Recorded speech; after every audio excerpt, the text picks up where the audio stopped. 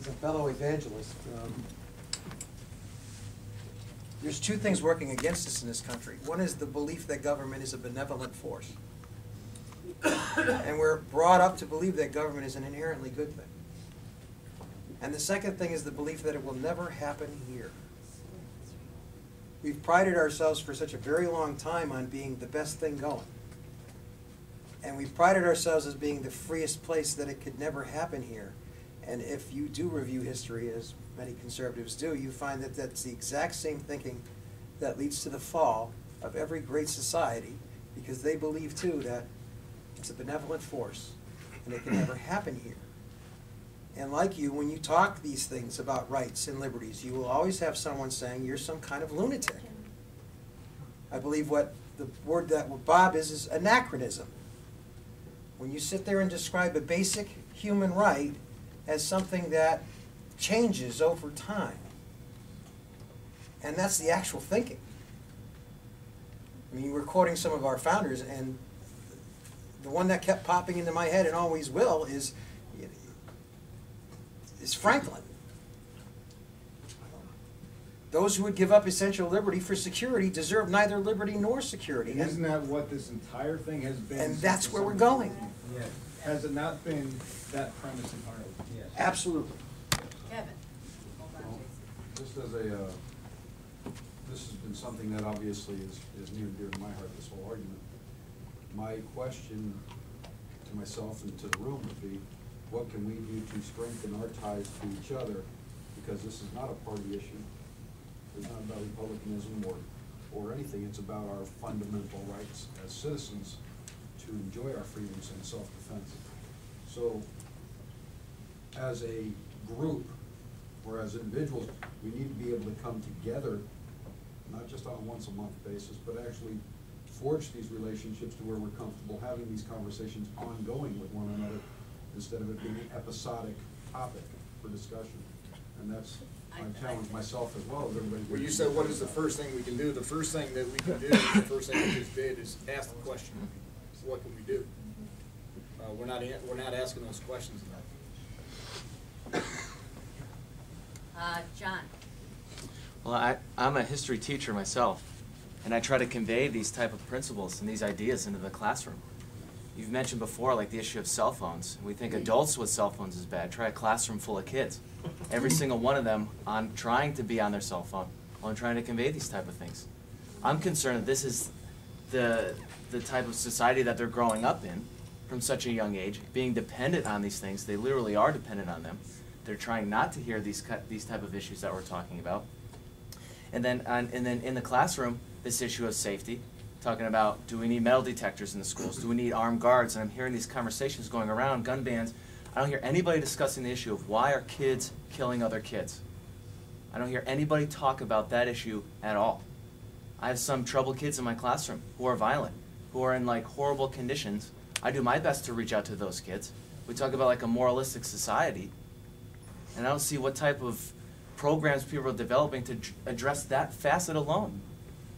And I'm very concerned about that. There's two common denominators to the mass murders that we've seen over the last 20 years. One is the way the media covers it. And Megan, I gave Megyn Kelly a lot of credit for acknowledging perhaps it's time for the media to take a second look at what they're doing. Because they're creating, first of all, I think they're creating the character within whoever's disturbed, knowing that they're going to have the stage. And second, they're immortalizing the acts. What are they called? Veritars? What do you call those things? Avatars. Avatars. Show, I don't know. The second common denominator is over the last 25 years, we have been pharmaceutically drugging kids. Mm-hmm. And it starts perhaps with Ritalin or something of that nature. This is something, and then it develops into the SSRI, the dangerous antidepressants, and that's just a common denominator in every one of these. Now, you're not going to often see the mass media talk about that because pharmaceutical companies pay the bills.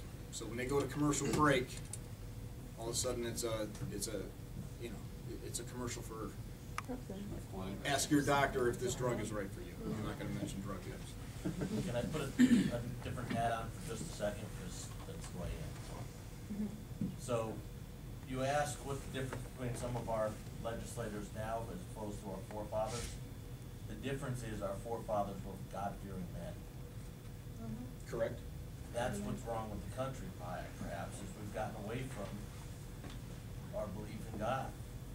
2 Chronicles 7:14 says, "If my people which are called by my name shall humble themselves and pray and seek my face and turn from their wicked ways, then I will hear from heaven and I will forgive their sins and I will heal their land." Amen. They were God-fearing people. They were. They had a belief. What is the belief of our people that are running our country today? You get elected. That's all they care about. Kelly. Kelly, would you mind? What? I told Jason he could go and I skipped him. Just give me a second. Actually, Yes, Joe, sorry. there's one of my favorite, I don't like documents, because I went to school for history, I went to school in the UK too. But, one of my favorite ones, George Washington's, his address, the farewell address.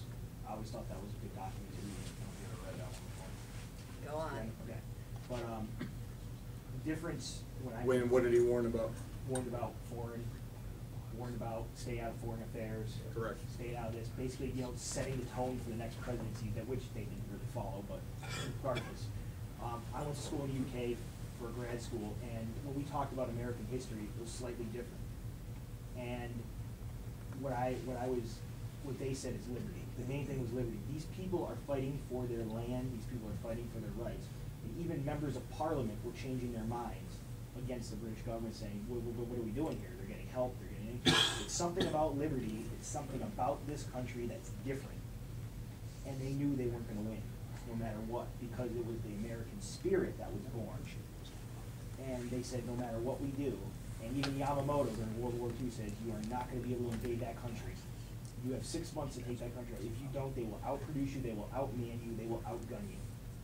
These are the facts, and they wouldn't listen. There's one, what else did he say about why the United States was, they didn't invade, the United States? Because there's a gun on every corner. Kelly, and then Joey. We couldn't hear that back here.